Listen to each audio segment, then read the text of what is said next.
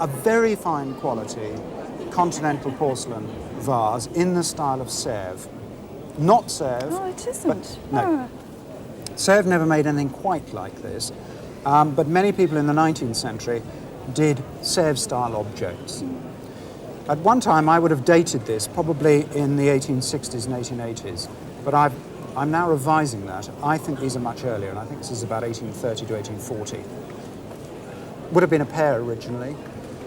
It is a pair. It's still a pair? It is a pair. Oh, good. In good condition? Yes, I mean, got a they've knot got crack tiny, slightly damaged top, but I mean... Yeah, otherwise it's fine. A slight chip, but I mean Right. the actual... Well, the painting here is so good. I mean, we've got a nice harvesting scene with a girl and a dog here. Well, very good subject, nice jewelling, in good condition, basically. And a pair like that, very saleable. And given even that damage, I think somewhere around 1,800 to £2,500. Pleased? Oh, I'm absolutely staggered. How far have you travelled with this? Today it's not so far away, but after the war I had a commission in Poland. When I went back to Sweden, this was my suitcase. Well, it's a marvellous thing. It's interesting you say Poland, because the shape of it perhaps is North German, what is now Poland. This marvellous pot-bellied shape here, this Bombay shape, is very, very typical of Northern Europe and the Germanic states. I like also the angle here, this canted corner, very strong. And don't you think the whole thing stands very strong and looks very proud as an object? Yeah. It's very interesting. The decoration here is Rococo, from the French rocaille work. Yes. And all of these scrolls here, all of this is in iron. But it hasn't been cast. It has been beaten out with a hammer, beating out on a mould. Yeah. So the iron was hot, and somebody beats it against another piece of metal to get the shape. Very nice quality, but a little bit provincial, a little bit naive. I think the most charming thing I've ever seen is here, on the keyhole. You see the lion has got his paw on the key. So he's guarding the key. Yes. So nobody can get into it. Can you get into it? Yes. Will you open it up for me? Yes.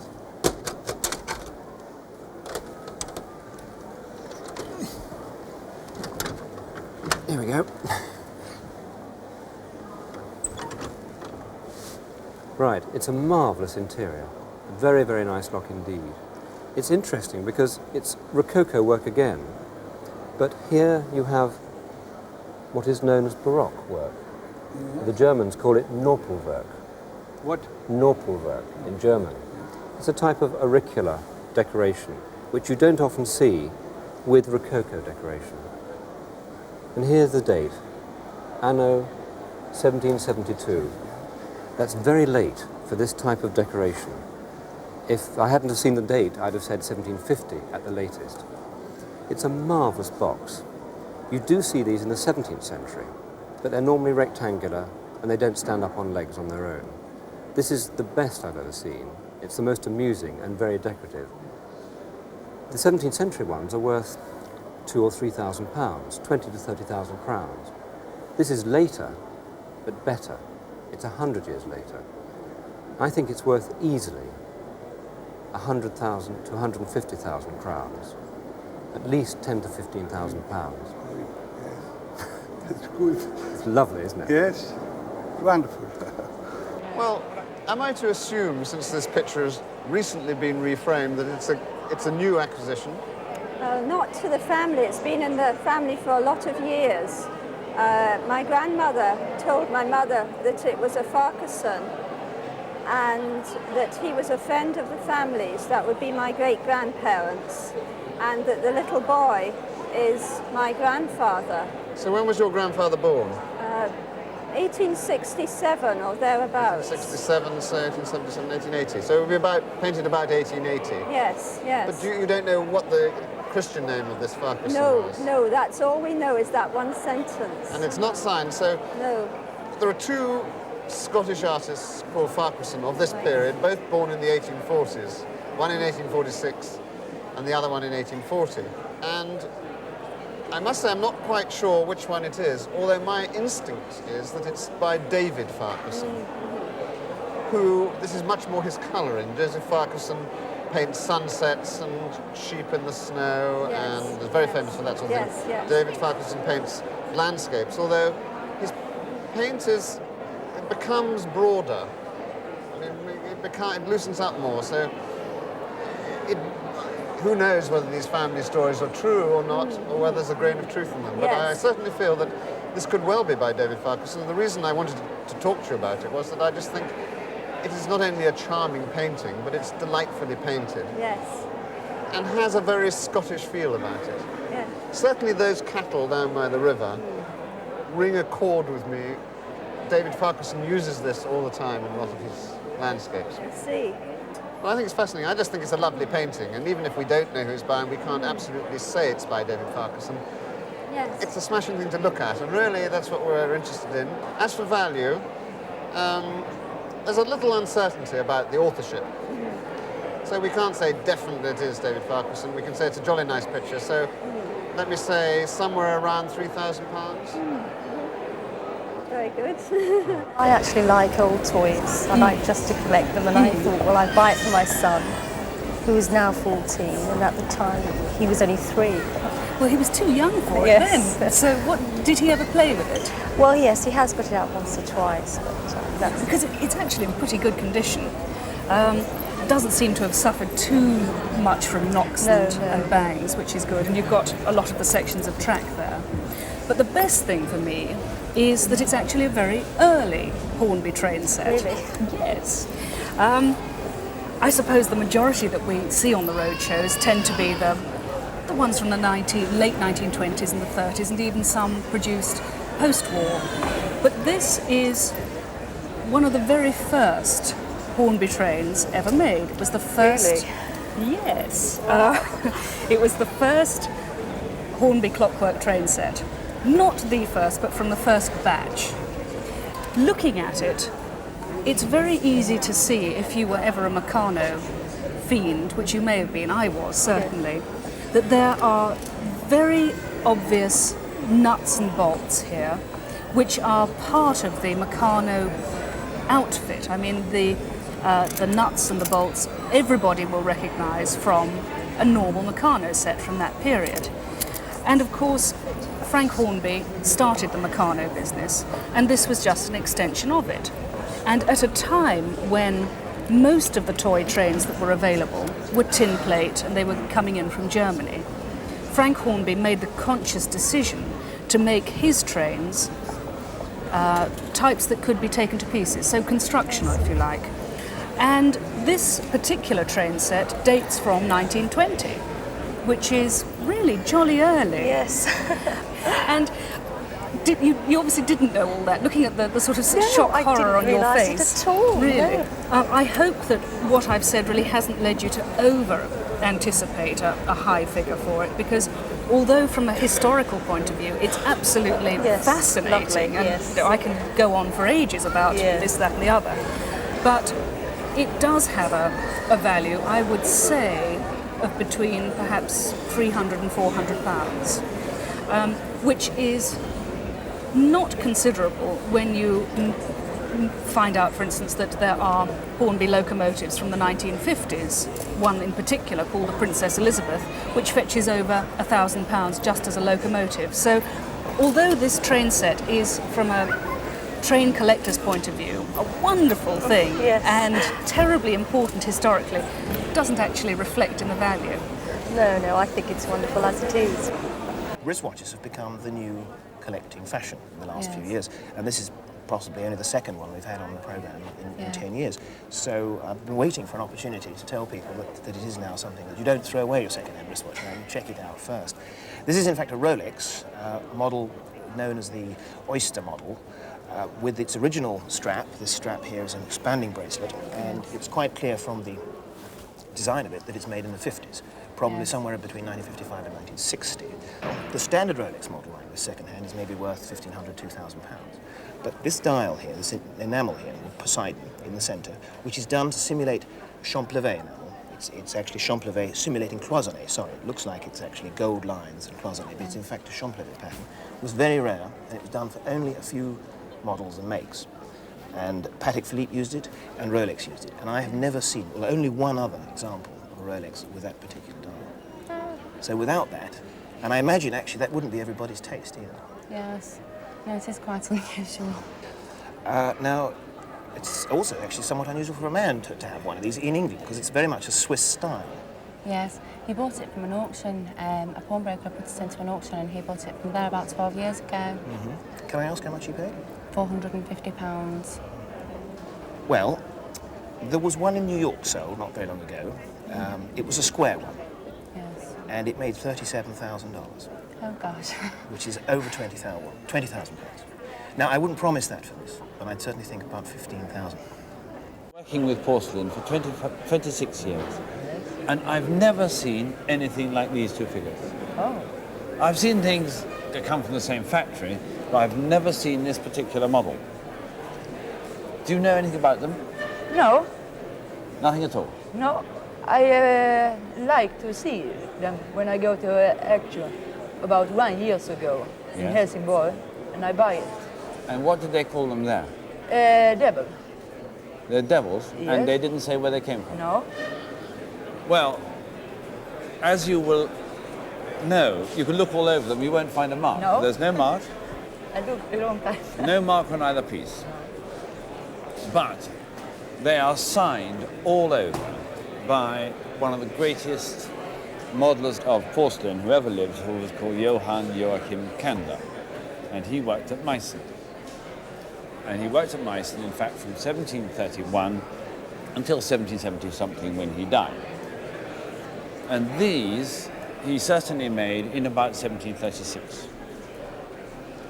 And they are, in fact, Hercules. These Hercules supporting something. And in 1736, Candler produced for somebody called Count Sulkowski an enormous dinner service. And it had big tureens and a huge sort of plateau.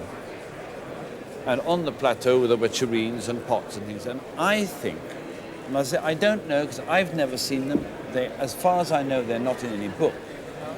These things, which would have had metal struts probably joining them, and there may have been others, were used to support the big centerpiece of this enormous service, which had his coat of arms and other figures of Hercules on it. So they're very rare. They are incomplete because we don't know if they're all there, if there's something missing here or what. And they are a little damaged around both heads and on a bit of this figure. May I ask how much you paid for them in your auction? 3,000 Swedish crowns. You paid 3,000 Yes. Swedish crowns. Well, I don't think that was too bad because I think the real price for these is between 30 and 50,000 Swedish crowns, which is 3,000 to 5,000 pounds. Is it true? Yes. Oh, I don't can believe it. Do you find it fun?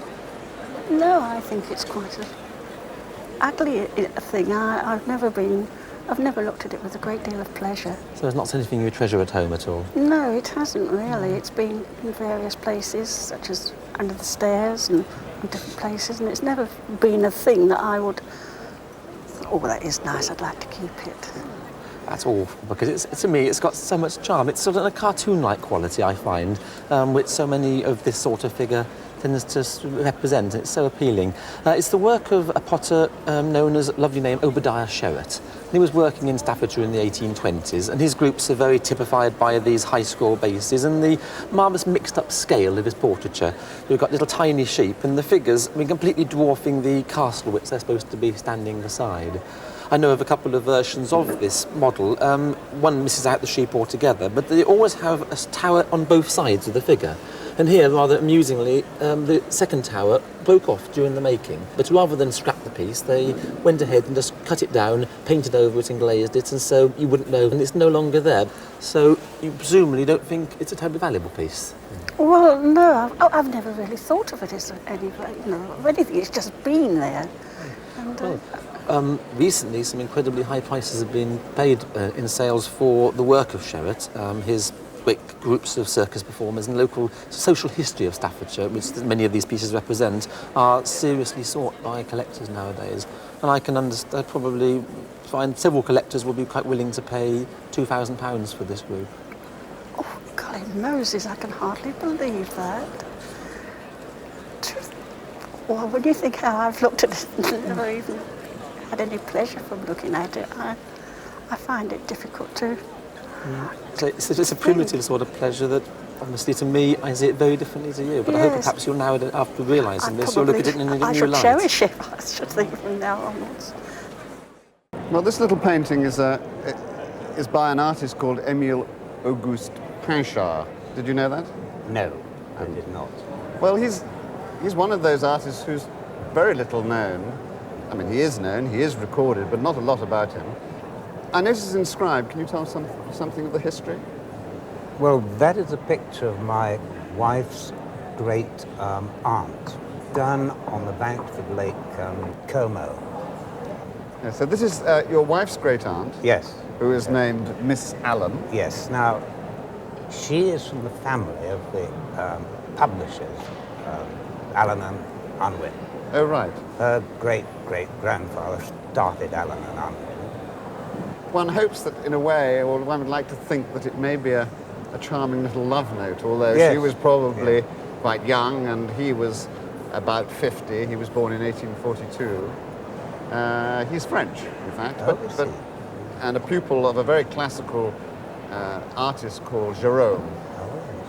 But here, he's not being Gérôme-like at all. He's moved to Switzerland. Yes. He's being much more avant-garde for the time. He's, or anyway, part of the modern movement, very much like Alfred Stevens, the Belgian, what we call today post-impressionists, what all the Scandinavians were doing and everything else. But I think this picture has such that extra touch of beauty and charm, romance. Yes. We'd all like to be standing on that pier.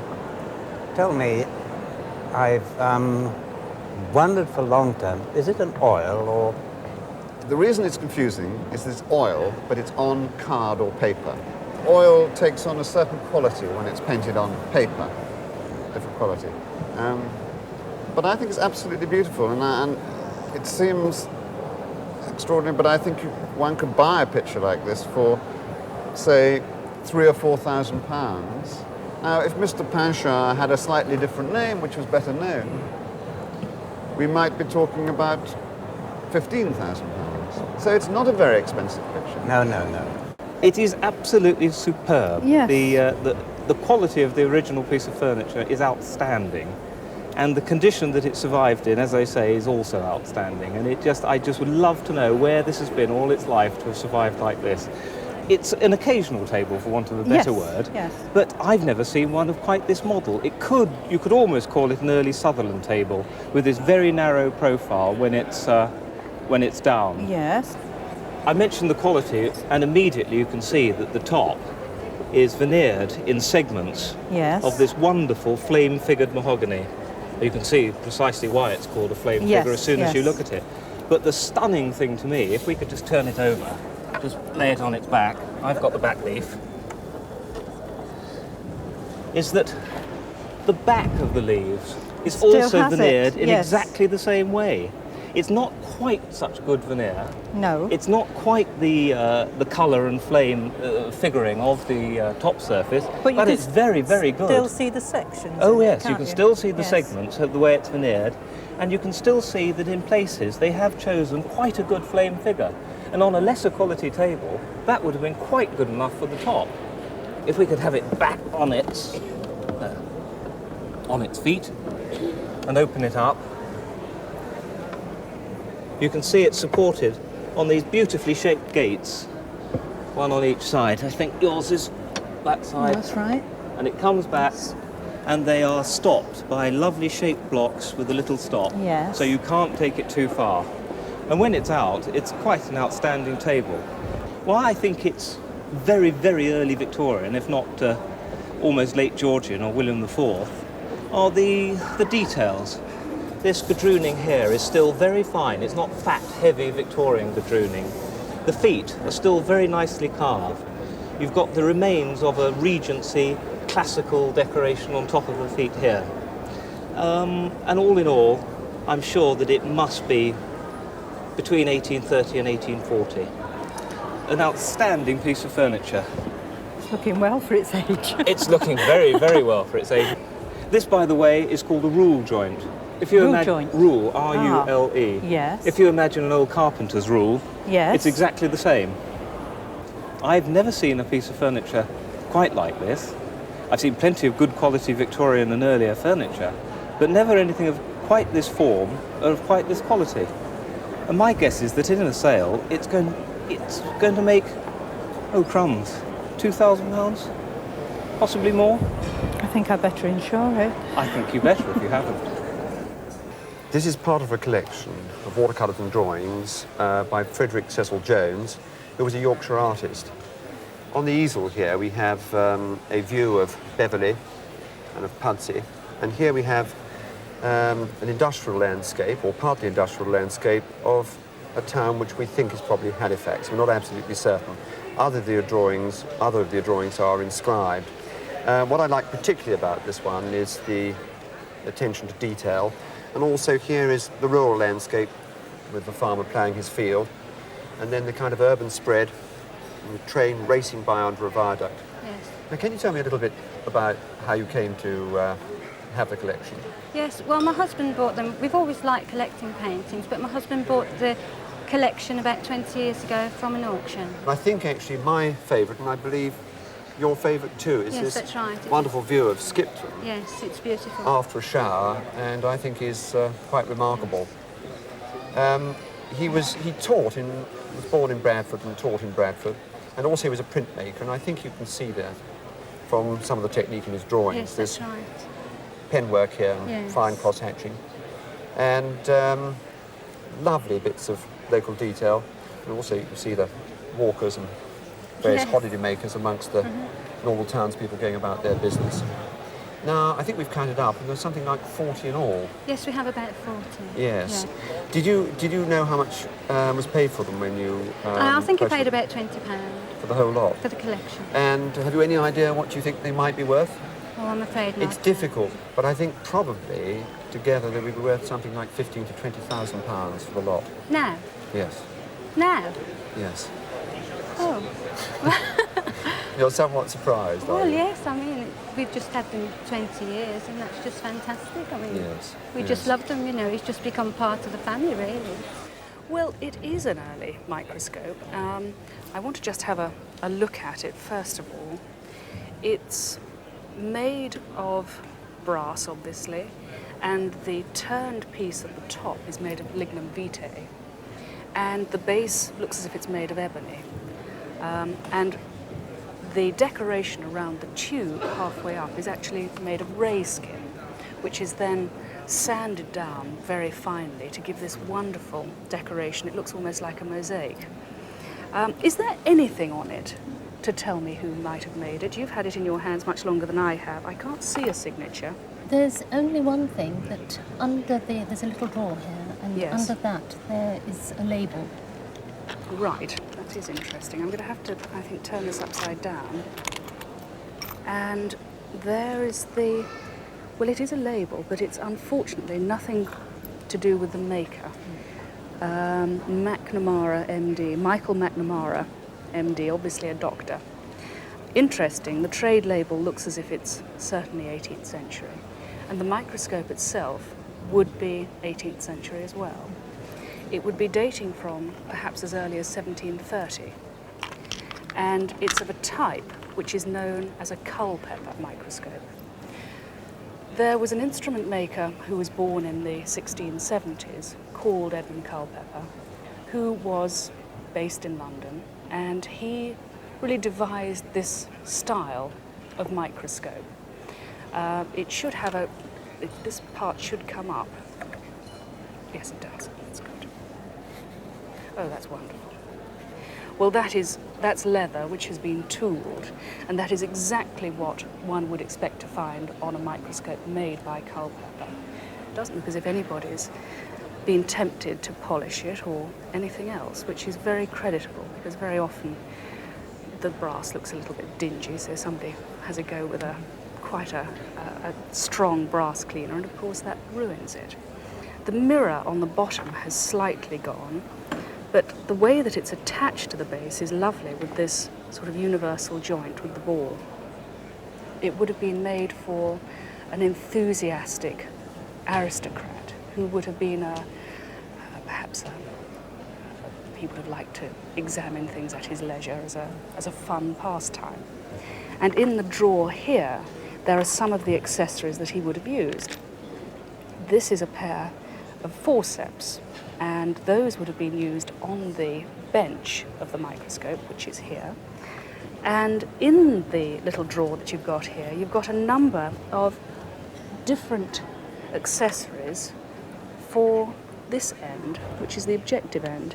If that comes down again, we can see the objective coming through, and the sliding drawer here would have been to focus on your prey, whether it was a spider or a fly or a fish. The beauty of these microscopes really are that they mirror their time so well. It's not just a piece of research apparatus, it is really a work of art. And a microscope in this sort of condition is very hard to find. I mean, one doesn't see them that often. But I wouldn't be at all surprised to see a microscope like this in auction fetching between £7,000 and £8,000. So I hope that's a nice surprise for you. Is it a little bit more than you were expecting? Yes, oh, yes, I'm very definitely. pleased. Up to 90% of the cattle for beef production in America, Australia, Canada are bred from the likes of those Wonderful. cattle in their day. Lovely. The artist here with the signature on both the picture is by Gauci, who's not particularly known to me, but apparently he was a local artist at the time. Now, in the last 5 years or so, there's been an increasing interest in portraits of animals. Now, here we have some championship cattle, a bull and a cow, Herefordshire breed. Yes, Nina won the Shropshire and West Midlands show in 1876, 1877 and 78. And she produced calves from the mating with Hartington, who was a royal winner himself. Now, talking about values, and values of cattle and values of pictures, what kind of value has a bull and a cow of this particular quality got if it was available now today? A good question, is it varies so much with the competition we've had in recent years from the Continentals. If you've got an extra good one, it could be worth 3,000. Generally, I suppose one could say 1,500 to 2,000 guineas. But with the value of the pictures, without knowing your specific interest, and if I was just confronted with them cold, I would have probably said they were worth something like £1,500 to £2,000 each. But I understand you're in contact with all the breeders all over the world, and it may be that you're actually the best judge of the value, because you may know the person in America or Canada who may have a particular breed, and if you said, look, Charles, you know, whatever his name is, I've got this, he might pay any price to get them. Do you think that's possible? That is certainly, but of course we wouldn't part with him under any account. Well, that's final then, isn't it?